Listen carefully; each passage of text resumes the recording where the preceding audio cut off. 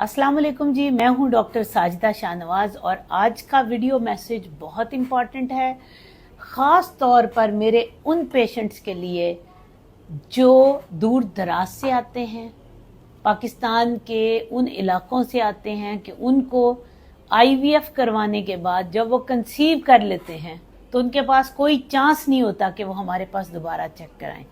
आज खुशकिस्मती से मेरी एक पेशेंट जिनका एमआर नंबर है 977, इन्होंने आईवीएफ इक्सी के बाद कंसीव किया। इनके हस्बैंड के हमने पहले स्टेम सेल किए, ऐसे ही है ना?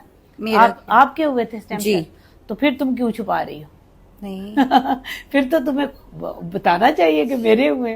खैर, इनके अपने हमने स्टेम सेल किए और फिर उसके बाद इनका बेबी हुआ आईवीएफ इक्सी से, और इनके माशाल्लाह ट्विन बेबीज हैं। ठीक है, मैं आपको जिन खवातीन में ट्विन बेबीज नेचुरल कंसेप्शन से भी हुए हैं उन्होंने क्या एहतियाती तदाबीर लेनी है जी, और कुजा ये कि जिनका टेस्ट ट्यूब बेबी इक्सी के बाद स्टेम सेल या इक्सी के बाद जो हाई रिस्क पेशेंट हैं उन्होंने कंसीव किया तो उन्होंने क्या करना है।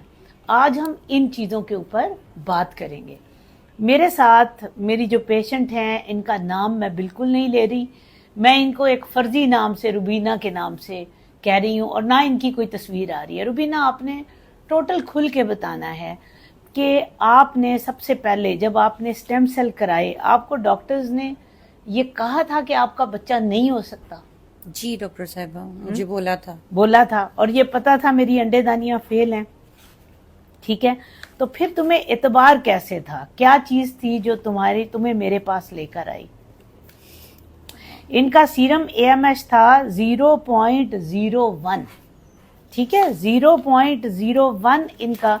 ये जो वीडियो है ना, ये उन लोगों के लिए, उन डॉक्टर्स के लिए भी बड़ी इंपॉर्टेंट है जो इस तरीकाकार को नहीं मानते, जो कहते हैं कि जी स्टेम सेल सब फजूल है।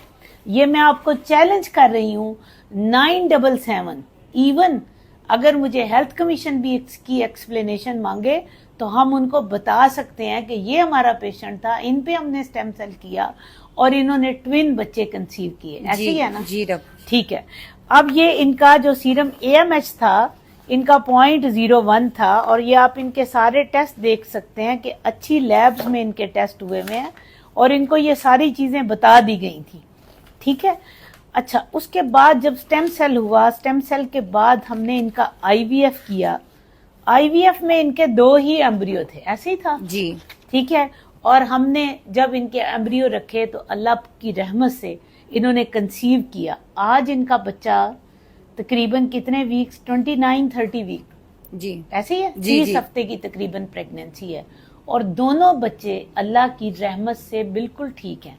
लेकिन वही बात आ गई कि इम्पॉर्टेंट बात है कि इनको अनीमिया है, खून की कमी है। इनका ख्याल है, ये मुझसे सवाल कर रही थी कि डॉक्टर साहबा मुझे खून की कमी क्यों है, मुझे आप ड्रिपें भी लगा रहे हैं। तो मैंने इन्हें कहा कि मैं सिर्फ तुम्हें नहीं बताऊंगी, बाकी लोगों को भी बताऊंगी। ये था मेरा आज की वीडियो का मकसद कि आप जब आपको खून की कमी हो जाए और आप हाई रिस्क प्रेगनेंसी हो, खास तौर पर ट्विन हो, तो आप ये ना समझें कि मुझे एक ड्रिप लग गई है तो अब मेरी ठीक होनी चाहिए। ये देखें कि आपके आगे 2 बच्चों को सप्लाई हो रहा है। जी जी, तो आप हमने जो आपको लगाया वो आपको आपके बच्चों को मिल गया जी। अब वो दोबारा आपकी डेफिशिएंसी वैसे ही रहेगी और ये एक थ्रू आउट 9 मंथ आपके अंदर एक सर्कल चलेगा। इवन जब आप 2 साल बच्चे को दूध पिलाओगे तब भी ये चलेगा। जी ठीक है जी। तो आपने क्या करना है, आपकी आयरन इंटेक ज्यादा होनी चाहिए जी। ऐसी खवातीन को कीमे का, कलेजी का इस्तेमाल ज्यादा करना चाहिए। ऐसी खवातीन अपना खाना लोहे की कढ़ाई और लकड़ी के चम्मच से अपना खाना बनवाएं। जी। ठीक है, ताकि आपको जो रोजमर्रा की आयरन है वो मिल जाए। जी। नंबर 2, आपने जब भी खाना खाना है उसके बाद थोड़ा सा फ्रूट, जिसमें सबसे इम्पॉर्टेंट है आपका एप्पल, वो ज़रूर होना चाहिए। अगर आपको एप्पल डाइजेस्ट नहीं होता तो आप बनाना ले सकते हैं, कोई ना कोई फ्रूट। जब आपने खाना खाना है तो आपने विटामिन सी का सोर्स जो है वो लेना है जी, ताकि आपको फौरी तौर पर खाना जो है वो हजम हो जाए, उसमें आयरन की मिकदार जो हो जाए जी, आपको एब्जॉर्ब हो जाए। जी। विटामिन डी के इंजेक्शंस आपने या गोलियां जरूर खानी है। آپ نے کچھ ٹائم دھوپ میں صبح کی کرنیں جو ہے وہ ضرور ہونی چاہیے آپ کے.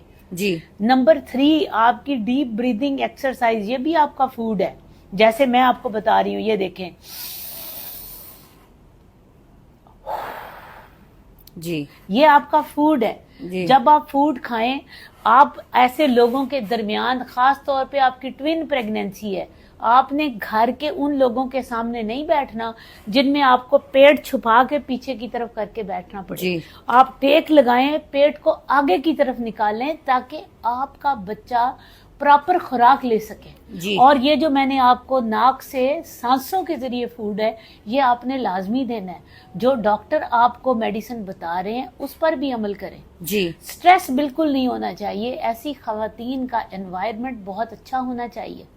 اگر آپ نے اچھا کھانا کھلا کے ان کو انوائرمنٹ میں سٹریس دے دیا تو یاد رکھیے کہ وہ بچے کو خوراک نہیں جائے گی. اور مجھے روبینہ کا بھی یہی لگتا ہے کہ شاید یہ سٹریسفل انوائرمنٹ میں، حالانکہ یہ کہہ رہی ہے نہیں ڈاکٹر صاحب میں بڑی خوش ہوں، مانتی نہیں ہے پیشنٹس. لیکن سٹریس کیا کرتا ہے؟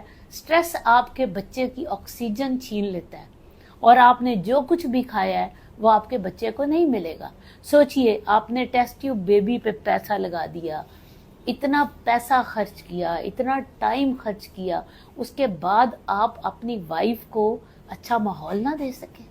جی. ٹھیک ہے، جی، یہ بڑا بالکل. امپورٹنٹ ہے. اور میرا بالکل. خیال ہے کہ آج کا اس میسج کے ساتھ ہی ہم اپنی ویڈیو کو ختم کرتے ہیں، اور انشاءاللہ آپ سے پھر ملاقات ہوگی. فی امان اللہ.